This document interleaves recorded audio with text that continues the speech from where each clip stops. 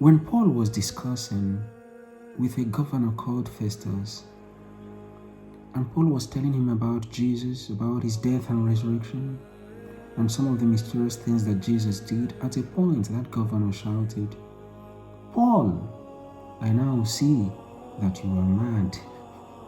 Too much learning has entered into your brain.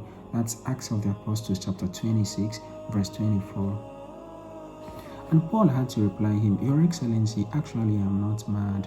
The words I'm saying are true and wise." If I told an atheist that a virgin conceived and bore a child without sexual union with any man, as it's written in Luke chapter 1, verse 26 et al., that atheist would say, "Gabriel, I sure know you are mad." If I told a radical empiricist, for instance, that a couple in their old age, way beyond their 70s, they conceived and bore a child, as it's written in Luke chapter 1, verse 16 et al., that radical empiricist would shout and say, "Gabriel, indeed you are mad." And then if I would tell, for instance, a rationalist that the bread we got from the factory, now on top of the table, on top of the altar at the Holy Mass, all of a sudden changes from being bread and becomes the body and blood of Jesus, that rationalist would say, "I sure know you are joking, aren't you?" And if he gets to know that I'm not joking, he would say, "Gabriel, you are now mad." The mistake we make sometimes is not being able to disparage between reason and faith. And especially when it's about God, we still use the categories of human understanding, human comprehension, and the limitations therein to try to access and decipher divinity. Sometimes it does happen to me at the Holy Mass, especially when I'm saying my private Mass. During consecration, the thought would come that after the consecration, the bread become body when I lift it up, and then a silly thought would fly into my mind. "Gabriel, are you sure that this bread has become the body and blood of Jesus?"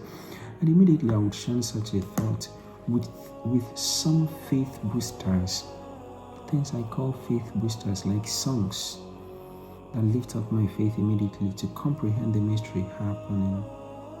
I would like to sing you one of the songs, and then would also like to advise that at Holy Mass and at other moments, are faced with the sacraments, when the reason doesn't seem to comprehend what's happening, pray for the gift of grace. Use some faith boosters like songs to lift up your faith.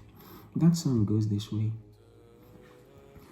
Ifo mimi kachifo mimi bunke okwi welaho sakramenti kachadio mimi boachicha eoraho manya aburu obara aja kasi aja niile bụ aja nke elu obea. Ife oriri kacha nri niile bụ oriri ahụ n'ọbara Kristi, nri ndị igwe, nri ndị mọma ka mmadụ na-eri. Kristi n'onwe ya, ife omimi ebuka, ife omimi ya emika. Ọ bụ ife omimi kacha, ife omimi niile. God's child, I pray for you to be helped always, that your faith be lifted up always, especially at the Holy Mass. May you be blessed always in the name of the Father, and of the Son, and of the Holy Spirit. Amen.